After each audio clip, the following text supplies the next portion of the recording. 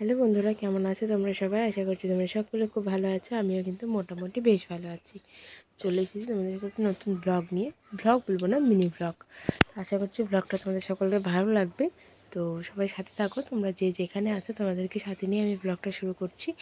আর কেউ ভিডিওটা স্কিপ করো না, যেটুকু ভিডিও তোমাদের সাথে শেয়ার করেছি পুরোটা দেখার অনুরোধ রইল। তো দেখো, সকালবেলা ঘুম থেকে উঠে গোপুসোনাদের তুলে আমি চলে এসেছিলাম রান্নাঘরে। আজকের ওদের ভিডিওটা করতে পারিনি, কারণ ফোনটাই চার্জ হচ্ছে না। কোনো মতেই আমি চার্জে বসিয়ে আসছি, কিন্তু এসে দেখছি যেটুকু চার্জ ছিল তার দ্বিগুণ কমে যাচ্ছে। জানি না এমন কেন হচ্ছে। তো যাই হোক, এদিকে দেখো এসে আলু, গাজর, মটরশুঁটি সারিয়ে নিয়েছিলাম যে সব কিছু দিয়ে একটা তরকারি করব। বেশ ভালোই হয়েছিল। আর ও আজকে তাড়াতাড়ি চলে যাচ্ছিলো বলে আমি না আর পরের ভিডিওটাও করতে পারিনি। সব কিছু দিয়ে একটা তরকারি করেছিলাম আর ওকে রুটি করে দিয়েছিলাম। এটা দুপুরবেলার দিকের ভিডিও। বলছি না, ফোনে চার্জ ছিল না, যেটুকু চার্জ হয়েছে তার সেইটুকুর কারণে এই লাস্টের ভিডিওটুকু তোমাদের সাথে শেয়ার করতে পারছি। এবার ভাবছিলাম এই ভিডিওটুকু আর দেবো না। এবার মানে কারই বা ভালো লাগবে, আমার নিজে এডিট করছি, নিজেরই ভালো লাগছিল না।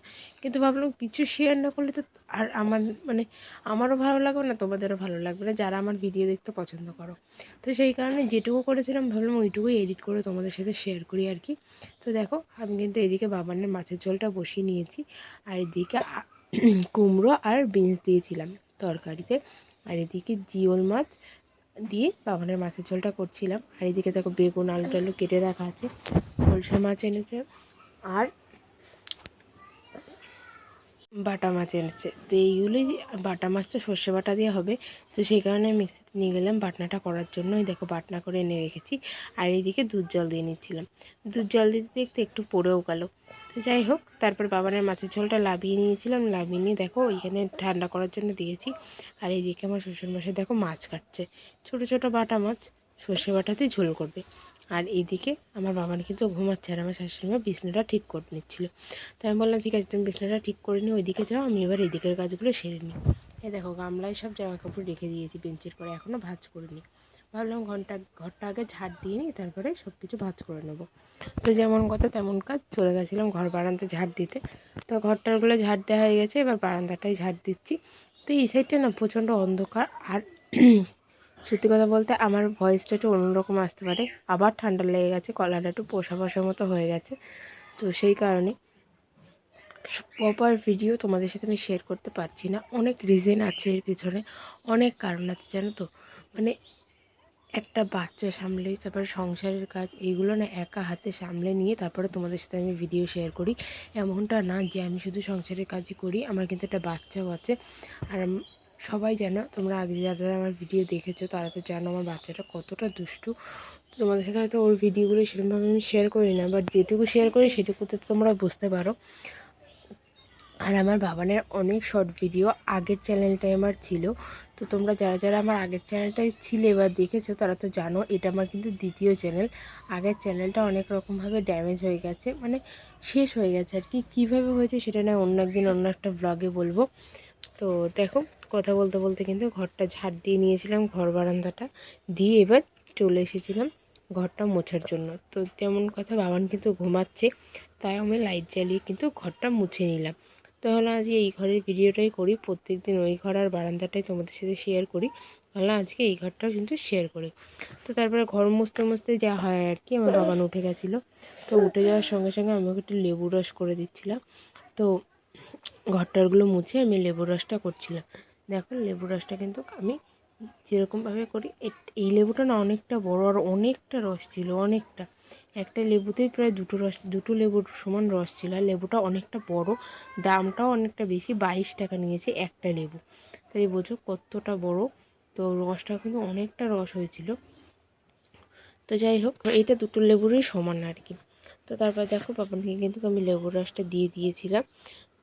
তারপরে চলে গেছিলাম বাইরে, আর বাইরে বাবানকে চান টান করিয়ে খাইয়ে দিয়েছিলাম, দিয়ে মার কাছে দিয়েছিলাম, বললাম তুমি ধরো আমি এদিকের কাজগুলো সেরে নিই। তো দেখো এদিকে বাবানের যেসব জামা কাপড় ছিল সেগুলো তো ছিলই, তাছাড়া যেসব চাদর টাদরগুলো আজকে অনেক কিছু কেচে দিয়েছি, তো সেইগুলো একটু মেলে উল্টে উল্টে দিচ্ছিলাম যাতে তাড়াতাড়ি শুকিয়ে যায় আর কি। শুকিয়ে গেছে, সামান্য একটু ভিজে ছিল। তো ভিজাতে না দেখলে কেমন একটা গন্ধ বেরোয়, সেই কারণে আর কি একটু উল্টো পাল্টে দিচ্ছিলাম। তো দেখো এইসব চাদর টাদরগুলো আমি প্রত্যেকবারই একটা সেট করে পাল্টাই, মানে একটা চাদর পাল্টালাম, বালিশ পাল্টালাম এমনটা না, একটা সেট করেই সবসময় পাল্টাই। তো দেখো ওইগুলো দিয়ে ওইগুলো কেচে দিয়েছিলাম, সেইগুলোই নেড়ে দিচ্ছি।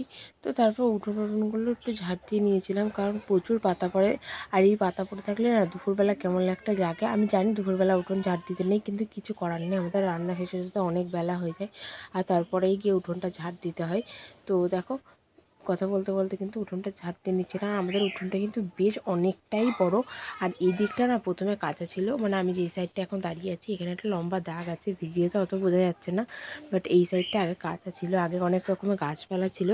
আর ওই দিকেও কিন্তু অনেক গাছ আছে, চলো কালকে তোমাদের একটা ভিডিওতে আমি শেয়ার করব।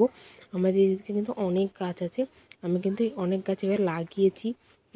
ধনে গাছে লাগিয়েছি, মানে ধনে পাতা গাছ যেটা হয় না সেটা লাগিয়েছি। তারপরে গাঁদা ফুল গাছ, গোলাপ ফুল গাছ, আমাদের কিন্তু অনেক গোলাপ ফুল গাছ আছে। তো যাই হোক, আর এদিকে আমার শ্বশুরমশাই আমাকে কী একটা বলছিল, আমি সেটাই শুনছিলাম আর একটা হাসছিলাম। তো দেখো কথা বলতে বলতে কিন্তু আমার উঠোনে ঝাঁটিয়া হয়ে গেছে।